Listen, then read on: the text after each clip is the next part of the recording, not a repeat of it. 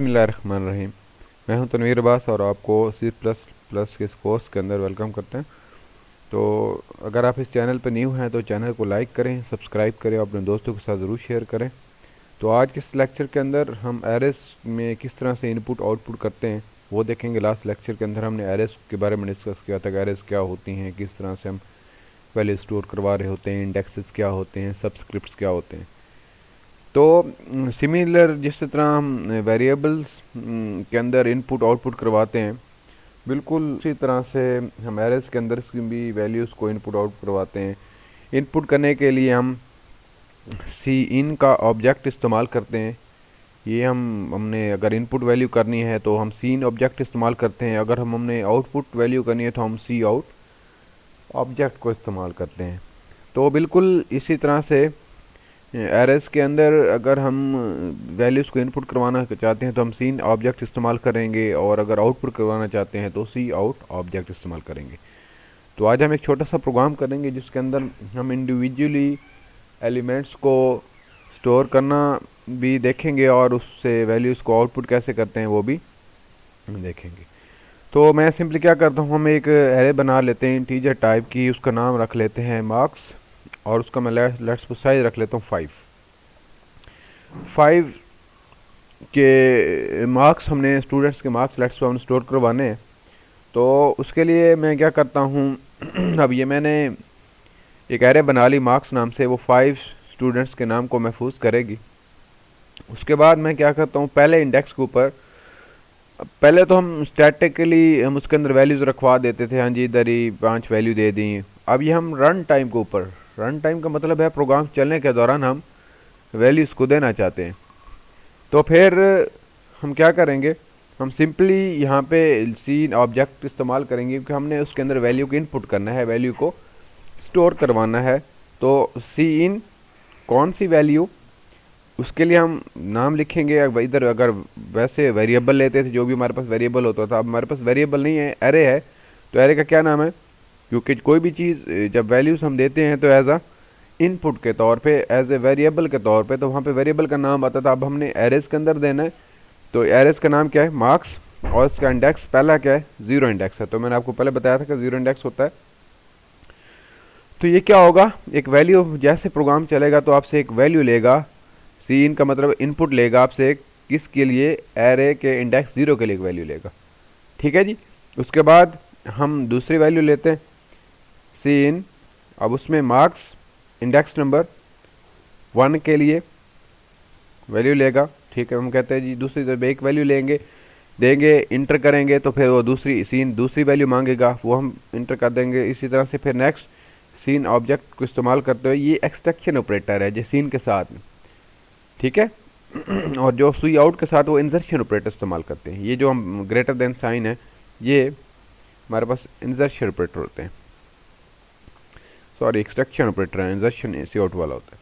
तो अब इसमें अब एरे का नाम लिखेंगे मार्क्स और इसका इंडेक्स नंबर 2 दे देंगे। तो इस तरह से फिर नेक्स्ट वैल्यू लेनी है तो हम सिंपल सी इन ऑपरेटर को इस्तेमाल करते हुए एरेस का नाम और इसमें आप उसका इंडेक्स नेक्स्ट दे देंगे 3। तो इस तरह से आपके पास, अब क्योंकि 5 एलिमेंट की एरे है तो आपको पता है कि एरे का जो पहला इंडेक्स होता है वो 0 से स्टार्ट होता है और लास्ट 4 तक जाएगा। 0 से लेकर 4 तक 5 एलिमेंट्स आपके पूरे हो जाएंगे, तो ये 4th एलिमेंट आ जाएगा। तो इस तरह से ये हमारे से 5 वैल्यूज़ इनपुट करेगा। अब बेशक यहाँ पे मैसेज दे देते हैं, आपको पता है आउटपुट दिखाने के लिए सी आउट ऑब्जेक्ट इस्तेमाल किया जाता है। मैं यहाँ पे लास्ट एक मैसेज दे देता हूँ, एंटर वैल्यूज़ फॉर एरेस या 5 element of array ends of arrays, मतलब है आपको मैसेज आएगा कि एरे के 5 एलिमेंट के लिए वैल्यू इंटर करें। हर एक के साथ भी देख सकते हैं, कोई मसला नहीं है। इसको मैं कंपाइल करता हूँ, देखते हैं जी कोई मिस्टेक तो नहीं है, नहीं है जी। अब देखते हैं कि 5 वैल्यूज़ लेता भी है या नहीं है। ठीक है, तो ये सबसे पहले सी आउट वाला, सी आउट उसने आप हमें आउटपुट दिखा दी। अब ये चलाने के बाद अब नेक्स्ट यहाँ पे आके वो रुक गया है, सीन के हमारे से वैल्यू मांग रहा है मार्क्स 0 इंडेक्स के लिए। हम लेट्स मैं कहता हूँ 12 है, जैसे मैं इंटर करूँगा तो नीचे वाली दूसरी वैल्यू, अब ये इसने फर्स्ट वैल्यू 12 उसने अंदर स्टोर कर दी। अब हमारे से सीन मार्क्स 1 के लिए वैल्यू मांग रहा है। अब मैं इसमें ये इंटर कर देता हूँ 5। अब जैसे करूँगा फिर नीचे आएगा 2 के लिए वैल्यू मांगेगा, ये मैं 5 कर देता हूँ, मैं ये 6 कर देता हूँ, और इस तरह से ये उसने पाँचों वैल्यू हमारे से इनपुट करवा ली हैं, रन टाइम के ऊपर वैल्यू ले ली है। अब हमने क्योंकि वो जैसे ही हमने वैल्यूज़ दी वो टर्मिनेट हो गया है, आपका प्रोग्राम ख़त्म हो गया है। अब हम ये चाहते हैं कि हमने 5 वैल्यूज़ को इनपुट तो करवा दिया है, हम उसको आउटपुट करवाना चाहते हैं। आपको पता है आउटपुट करवाने के लिए सी आउट, आउटपुट का मतलब है हमें वैल्यू दिखाओ, ये वैल्यू कहाँ पे स्टोर है, जहाँ पे स्टोर है, जिस वेरिएबल के अंदर स्टोर है, जिस एरेज के इंडेक्स के ऊपर स्टोर है, वहाँ से उठा के दिखाओ। हम उसे कहेंगे सी आउट ऑब्जेक्ट इस्तेमाल करते हैं। हम कहेंगे जरा वैल्यू दिखाओ कौन सी, मार्क्स एरे के जो इंडेक्स नंबर 0 पे पड़ी है। ठीक है जी, तो क्या करेगा, सिंपली आउटपुट दिखाएगा आपको जो एरे के मार्क्स।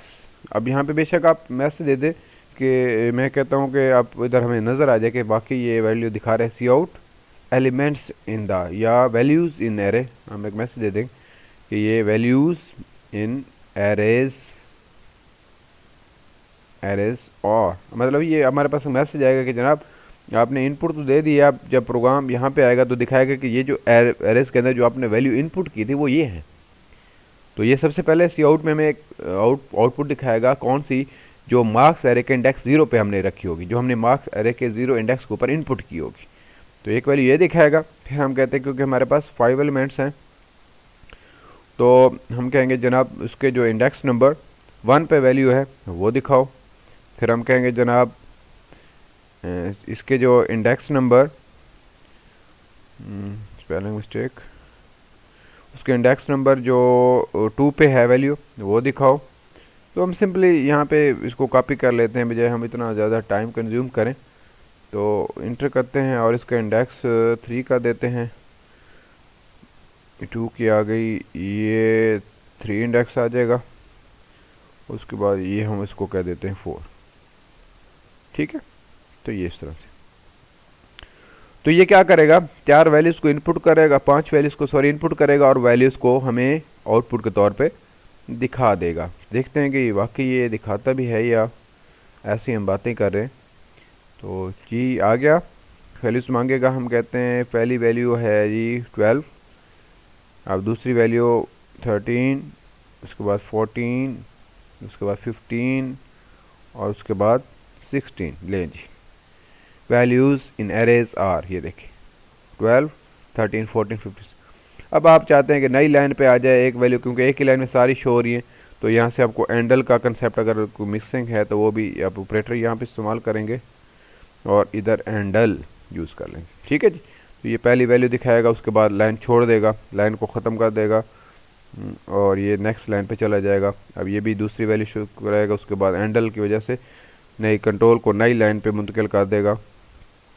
ठीक है जी, और उसके बाद यहाँ पर भी एंडल लगा देते हैं जी ताकि कंट्रोल को नेक्स्ट लाइन पे मुंतकिल कर दे, और इधर भी एंडल लगा देते हैं ताकि कंट्रोल को नेक्स्ट लाइन पे मुंतकिल कर दे। ले जी एंडल का काम ये हो गया, एक आउटपुट दिखाएगा कंट्रोल को नई लाइन पे, मतलब दूसरी आउटपुट, फिर अगली लाइन पे, फिर एंडल यहाँ पे आउटपुट दिखाएगा, फिर कंट्रोल को नई लाइन पे मुंतकिल कर देगा। एंडल का मतलब है न्यू लाइन। देखते हैं जी, तो ये भी जो प्रोसेस है ना, ये पहली वैल्यू, ये दूसरी वैल्यू, ये तीसरी वैल्यू, ये 4th वैल्यू और ये 5th वैल्यू। लें जी, ठीक हो गया जी, समझ आ गया। तो अगर आप चाहते हैं कि 12 भी इसके साथ ना आए तो आप इधर भी एंडल इस्तेमाल कर लें, कोई मसला नहीं है। चीज़ें आपने अंडरस्टैंड करनी है, बाकी रिक्वायरमेंट मुख्तलिफ होती हैं, आप उसके मुताबिक जब आपको चीज़ों को पता होगा तो आप अपनी ज़रूरत के मुताबिक चीज़ों को ठीक कर सकते हैं, कोई मसला नहीं है। ये ले जी मैं ऐसे डमी सी वैल्यू डाल देता हूँ, यार एक खाली डाल दिए, चलिए अच्छा कोई बात नहीं। ठीक है जी ये हमारे पास आ गया।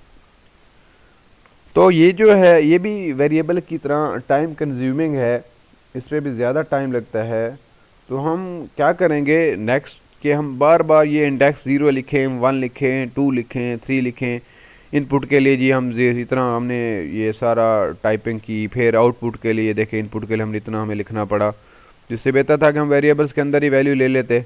एक वेरिएबल होता सिन ए, ए एन बी इस तरह से, और एस के इतना बड़ा हमें उसका नाम, फिर उसका इंडेक्स और ब्रैकेट्स वगैरह इतना लिखना पड़ते हैं, फिर आउटपुट के लिए हमें इतनी वैल्यू, तो ये भी टाइम कंज्यूमिंग है एज़ कम्पेयर जिस तरह वेरिएबल के साथ करते हैं। तो हम नेक्स्ट के अंदर बजाय इतना कोड लिखने के, हम इसको, क्योंकि एक ही काम बार बार हो रहा है, तो हम लूप्स को इस्तेमाल करते हुए इसके अंदर वैल्यूज़ को इनपुट और आउटपुट करना सीखेंगे।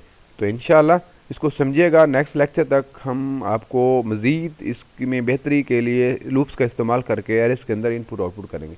तो वीडियो को लाइक कीजिएगा, सब्सक्राइब कीजिएगा और अपने दोस्तों के साथ ज़रूर शेयर कीजिएगा। तो नेक्स्ट लेक्चर तक अपना ख्याल रखिएगा। ओके, अल्लाह हाफिज़।